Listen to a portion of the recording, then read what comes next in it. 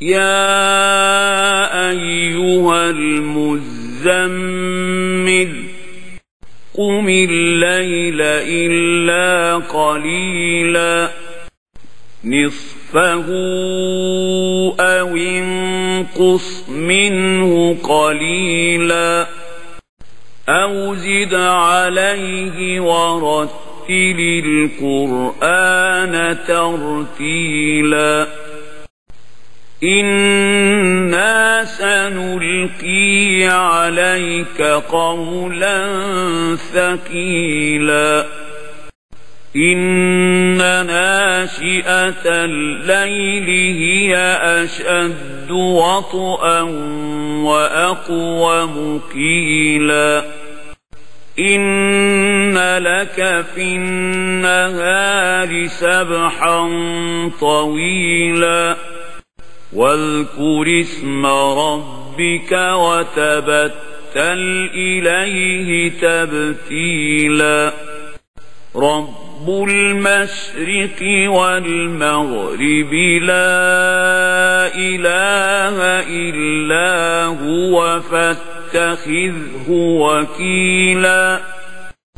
واصبر على ما يقولون واهجرهم هجرا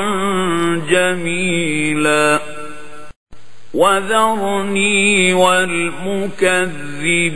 أولي النعمة ومهلهم قليلا إن لدينا أنكالا وجحيما وطعاما ذا غصة وعذابا أليما يوم ترجف الأرض والجبال وكانت الجبال كثيبا مهيلا إنا أرسلنا إليكم رسولا شاهدا عليكم كما أرسلنا إلى فرعون رسولا فعصى فرعون الرسول فأخذناه أخذا وبيلا فكيف تتقون إن كفرتم يوما يجعل الولدان شيبا السماء منفطر به كان وعده مفعولا إن هذه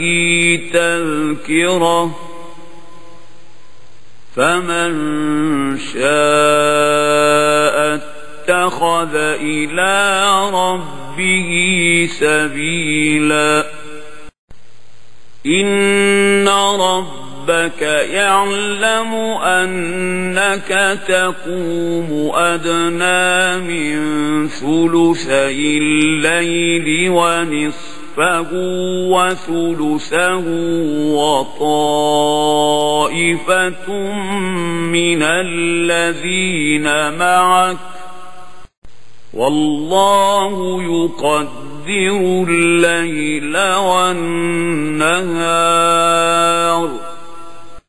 علم أن لن تحصوه فتاب عليكم فاقرؤوا ما تيسر من القرآن علم أن سيكون منكم مرضى وآخرون يضربون في الأرض يبتغون من فضل الله وآخرون يقاتلون في سبيل الله فاقرؤوا ما تيسر منه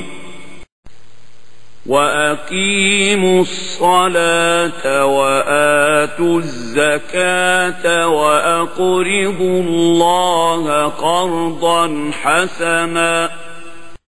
وما تقدموا لأنفسكم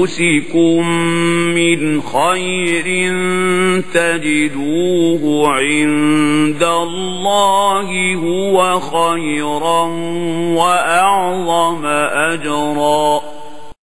واستغفروا الله إن الله غفور رحيم.